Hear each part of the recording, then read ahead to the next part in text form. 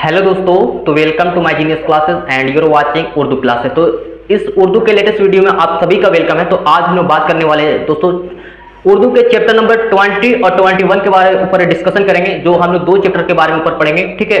जो हमारा दोनों चैप्टर हमारा गजल है और इसके मुसन्निफ जो है आपका ये यंगाना चंगेज़ी और एक शायर हैं। और इससे मैंने गजल के ऊपर यहाँ पे 6 पढ़ना है, 6, जिसमें दो चैप्टर को हम लोग मैंने क्लियर कर चुके हैं, ठीक है। 18 और 19 दोनों गजल जो है मिर्जा गालिब के द्वारा लिखा गया था। इसमें मिर्जा गालिब के बारे में, तहकीकात के बारे में हम लोग जानते हैं। और दो जो चैप्टर है ये यंगाना चंगेज़ी के ऊपर और दो चैप्टर जो आपका खलीलुर रहमान के ऊपर पढ़ेंगे, ठीक है। तो लेकिन हाँ दोस्तों, मैं थोड़ा सा इससे टॉपिक से पढ़ने से पहले हम लोग समझते हैं पहले मिर्जा गालिब के ऊपर। मिर्जा गालिब के बारे में क्या है कि मिर्जा गालिब की माशी हालात घराने की जो सही नहीं थी और उनके पैसों की तनकी मतलब कि बताया जाए तनकी थी, मतलब कि तनकी मतलब बहुत कमी थी, मतलब कि कमी, मतलब खाने पीने वगैरह के लिए बहुत तकलीफ वगैरह होती थी।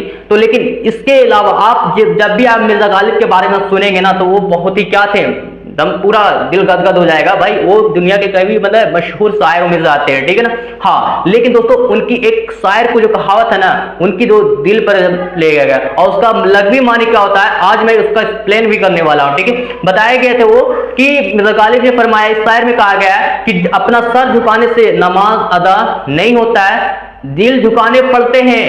और इस गजल में गालिब ने इस ख्याल को बताया गया है कि इस तस्वीर को तोड़ दो, गिन गिन कर उनको याद न कर लो, बल्कि वो बेहिसाब देता है। कहने का मतलब कि जिस तरीके से अपने सर झुकाने से नमाज अदा नहीं होता। क्यों? मतलब कहा गया कि जिस तरीके से हम सुबह से लेके शाम तक मैंने गुनाह किए या फिर कई बार हम गुनाह कर लिए और नमाज हम अल्लाह के सामने अपना सर झुका दी, तो क्या नमाज कबूल हुई? बेशक नहीं, ऐसा नहीं, मिर्जा गालिब ऐसा नहीं। लेकिन उसमें यह कहा गया कि अपने अल्लाह को अपने राजी करने के लिए, अपने खुलूस और लिलाहियत के साथ अपने अल्लाह को राजी करने के लिए इसकी गलत मुझसे बाज आ जाओ। अल्लाह के अंदर, अल्लाह के लिए दिल में अपना खौफ रखो, डर रखो। हमें गलत कामों से रोकना चाहिए, अच्छा और हमेशा भला सोचना चाहिए दूसरे का, है ना, अच्छा ही सोचना चाहिए, है ना।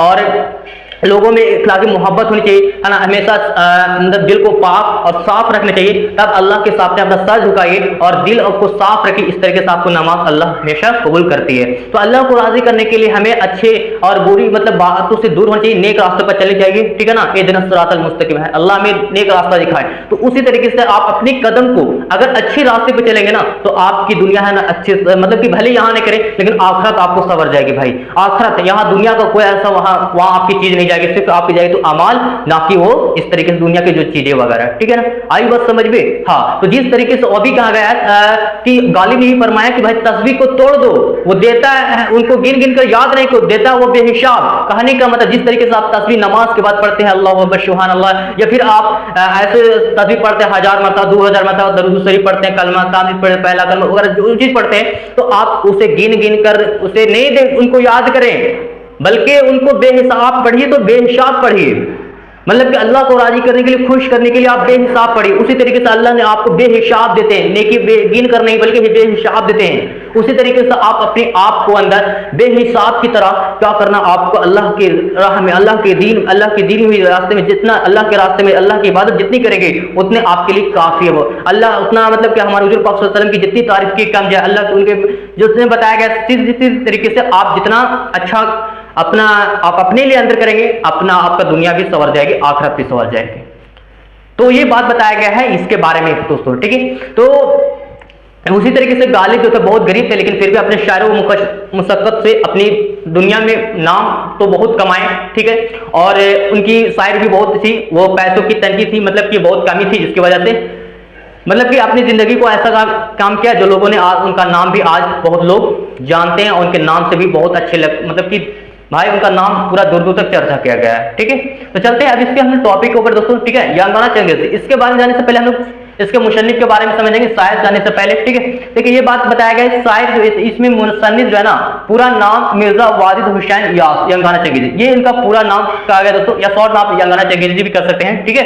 अब देखिए इनकी पैदाइश के बारे में, तो 17 अक्टूबर 1884 पटना सिटी के पूर्व में इनका क्या हुआ, इनकी पैदाइश हुई थी, ठीक है। वालिद का नाम मिर्जा मिर्जा गुलाम हुसैन उर्फ मिर्जा प्यारे साहब। मतलब उर्फ क्यों लगा दोस्तों कि हर एक बच्चे में किसी का अगर कोई उसकी खूबसूरती वगैरह देता है तो उसको खूबसूरत वगैरह लड़के के नाम से भी दिया जाता है, ताकि उसका जो पुकारे नाम जाता है बचपन से वगैरह, तो ये उसमें उर्फ लगा दिया जाता है। उसी तरीके से इनके वालिद साहब के नाम में भी क्या लगा, उर्फ, मतलब प्यारे साहब, मतलब प्यारे वगैरह होंगे।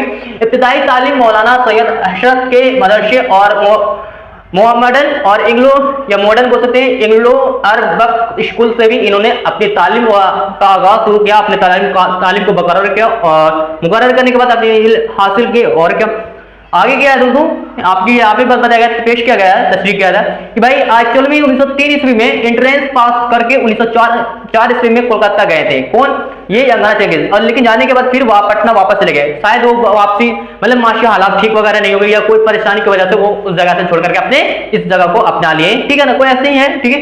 अगला क्या है कि 1913 ईस्वी के हकीम मिर्जा मोहम्मद शफी सराजी की शहजादी तनीर हुसैन से शादी हो गई।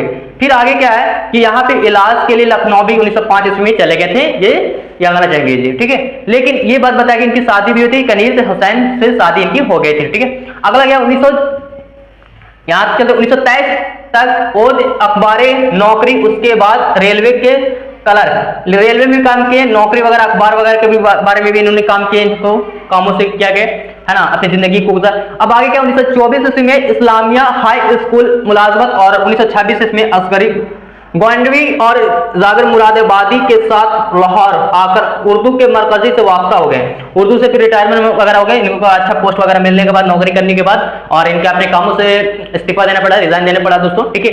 लेकिन आगे ये बात बताया गया इंतकाल के बारे में, मतलब कि इनके वफात, मतलब कि दुनिया को अलविदा रुखसत हो गई दुनिया से, तो उनकी तारीखें वगैरह 3/4 मतलब 3 से 4 तारीख उसको बताया, पूरा अनुमान लगा नहीं सकते कि भाई इनकी परफेक्ट तारीख वगैरह क्या थी, इनकी डेट का मतलब इंतकाल हो गए थे। तो वहां पे 3 से 4 फरवरी इतना बताया गया, लेकिन 1956 ईस्वी में वक्टोरियागंज में इनकी वफात हो गई, इंतकाल। अहमी किताब इनके तस्वीर यहाँ पे तो तस्कर यात और आयात व जुदाई तराना, ये सब जो उनकी किताबें हैं दोस्तों, ठीक है। लेकिन अब यहाँ पे हम इसके ऊपर हम डिस्कशन करते हैं शायर। तो यंगना चंगेजी के बारे में शायर इसमें क्या मुखातिब किया गया, पेश किया गया है, उसके बारे में सिलसिले के बारे में डिस्कशन करते हैं दोस्तों, ठीक है। लेकिन आपको मैं बता दूं दोस्तों कि ये जो शायर में कहते हैं कि भाई अदब जो है वो मन के तकाजे को निकाल दे और हवस को दबा दे। कहा गया इसमें कि जिस तरीके से आप अदब जो है आपको तकाजे, दिल के जो तकाजे जो है, आपको हवस जो बैठ गई जिस चीज की है ना, उसको आप अदब उसका काम को इजाजत नहीं देती है। अदब का मतलब सीधा रास्ता, और तकाजे जो निकालते हैं आपको जिस मन तरीके से आप बेखबर मोबाइल आपको दिया जाए कि दो चला रहे सुबह से लेकर शाम तक वह सब कर दी, एक दिन रात एक कर रहे हैं भाई, ये तो जो आप जो है इस वक्त को गवा रहे हैं, ये आने वाले वक्त तुमको मुस्तकबिल में आने वाले समय ये मिलेगा नहीं। जिस तरीके से आप इस समय को गवा रहे हैं, आप अपने लाइफ को, अपने जरिए लाइफ, अपनी जिंदगी को गुजार रहे हैं, तो आप इससे आपके बीमारियां भी आएंगी, आपके टाइम गुजारने के बाद आने वाला ये दौर भी नहीं आएगा। तो आज इस तरीके से आप ऐसा काम करिए ना भाई कि जो आने वाले तुम्हारे नाम से जड़ जाओ, मतलब लोग तुम्हारे नाम से बोल वाला करें, ठीक है ना, आपका बुलंद हो, ऊंचा हो नाम, ठीक है। तो उसी तरीके से बात बताया गया दोस्तों कि जिस तरीके से आपको अगर एग्जाम परीक्षा है, आप मतलब बोलेंगे भाई आप काम में लगे हुए हैं, मोबाइल चला रहे हैं, बोलेंगे भाई पढ़ेंगे, कल पढ़ेंगे, कल वो दौर आया, बोले भाई सैटरडे है, कल संडे पढ़ेंगे, मंडे पढ़ेंगे, ऐसे ऐसे करते करते आपका पता चला कि आपका इम्तिहान तारीख आ गया, भाई हमने कुछ पढ़ा नहीं तो क्या लिखेंगे। तो उसी तरीके से आप अपने आप के अंदर कमी ढूंढिए कि अगर हम जिस तरीके से लत और हवस में डूब जाएंगे ना, तो वह अदब हमें इस तरीके से इजाजत नहीं देती है। अदब जो होती है वो आपके लिए सीधा रास्ता दिखाता है। तो अभी यदि आप अच्छे कामों से मुकर्रर, आप अच्छे कामों से मुब्तला हो जाएंगे, तो आप हर एक गलत कामों को, इरादों को छोड़ देंगे। आप मोबाइल चलाइए लेकिन थोड़ा कम, अपने मतलब से चलाएं कि भाई अब मेरे को चलाना है तो अच्छे काम, अच्छे इरादे, है ना, करना। लेकिन जो इंसान अगर और गुफ्तगू करते हैं भाई, बड़े लोगों के बात अगर किसी तरीके से बात चल रही है तो उस तरीके से बात आगे फैलाने की चुगली चल रही है, किसी को बुराई चल रही है गंदी बातों पे, तो हमको उसको बेखबर, हमको उसको बातों पर ध्यान नहीं चाहिए, बल्कि हमें अच्छा बनना है भाई। अगर इस दुनिया पर अच्छा बनोगे तो आखिर दुनिया पर नहीं ले, लेकिन आखिर आपकी जिंदगी संवर सकती है ना, इस तरीके से बताया गया है। लेकिन हाँ, इसमें यह भी पेश किया गया है दोस्तों कि जिस तरीके से कि जिस तरीके से एक जो सबसे ताकतवर और कुवत माना गया इस जमीन को माना गया है, हर एक समुद्र सागर नदी पहाड़, क्यों? क्योंकि हर इसी जमीन के तली पर ही क्या करते हैं, समुद्र सागर सब है ना, पेड़ वगैरह सब है, जंतु जानवर परिंदे सब, लेकिन इस सभी को चपेट के अंदर अपने ले लेती है। इंसान जब कहा था ना कि जब मरने के बाद इसी में मिल जाता है, तो उसी तरीके से बताया गया है कि भाई आप कुछ भी हो लेकिन मिट्टी से आप मजबूत नहीं हो सकते, मिट्टी आपको दबा लेती है ना। तो ये भी है कि भाई एक इसमें ये भी पेश किया गया है कि भाई फरादा यहाँ पे फरादा के एक व्यक्ति था, कोई शख्स था दोस्तों, और उसको श्रेणी से मतलब कि इस मोहब्बत वगैरह हो जाती है ज्यादातर, है ना, और उसको मतलब कि जो लड़के रहते हैं उसकी वालिद जो साहब थे वो राजी नहीं थे, बोलते हैं राजी तभी होते हैं कि अगर तुम मेरे बेटी को तभी हासिल कर सकते हो, है ना, इजाजत दे सकता हूँ आपको, है ना, जब तक तुम इस पहाड़ को, कोई पहाड़ था उसके बारे में पेश नहीं किया, लेकिन ऐसे बता दो कि पहाड़ था, पहाड़ को अगर बोला कि तोड़ दोगे, ऐसे सागर अगर निकाल दोगे, सड़क वगैरह बना दोगे ना, तो तुमको हम अपनी खुशी खुशी अपने बेटी को, है ना, आपके हाथ में नवाज दूंगा, मतलब कि इजाजत दे दूंगा, आप कर सकते हैं, ठीक है। तो उसने फिर क्या किया, उसने कई साल बीत गए, फिर वो काम क्लियर हो गया, फिर लास्ट में क्या उनकी किसी वजह से फिर उनके मतलब कि इंतकाल हो जाते हैं। तो वही बात कहा गया है कि भाई एक मिट्टी जमीन जो है ना वो हर एक अंदर चीज को समा लेती है अपने ओर, उसी तरीके से बताया गया है कि आप अपने अंदर या फिर किसी चीज, इसमें बताया गया कि हवस के बारे में बताएं कि जिस तरीके से आपको लत लग जाएगा ना तो आपको बहुत छुड़ाना बहुत मुश्किल हो जाएगा, और वो जो आपके लिए ज्यादा ये वक्त जो है ना, वक्त किसी का इंतजार मुकर्रर है भाई, कि जिस तरीके से आप अपने कामों में लग जाएंगे, अच्छे काम से करेंगे, इरादे रखेंगे ना, तो आपकी हर दुनिया सवर जा सकती है, ठीक है। तो वही बात बताया गया दोस्तों कि इस तरीके से कि भाई अदब जो है आपको गलत कामों से रोकती है, और अपना जो मन का जो है ना तकाजा है उसको, हवस को दबा देती है, आपका दिल में जो बैठा निकालते बोले भाई हम चलो खेलते करते हैं, मतलब कि पढ़ते नहीं है, पढ़ेंगे नहीं भाई, खेलेंगे, टाइम वगैरह गुजार दिए, बोले कल पढ़ेंगे कर पढ़ते, ये दौर फिर खत्म हो जाएगा। अपने जिंदगी को भी टाइम कर रहे हो, अपने आने वाले वक्त को कुछ बना नहीं रहे हो, दुनिया पर अगर कुछ तरीके से चलाना वगैरह, तो उस तरीके से आपने कुछ ऐसा करो जो आपका नाम बुलंद हो, बोलबाला हो, ठीक है ना, इस तरीके से, है ना। पेश किया गया था दोस्तों, मैंने छोटा शॉर्ट टेलर ही बताया दोस्तों, है ना।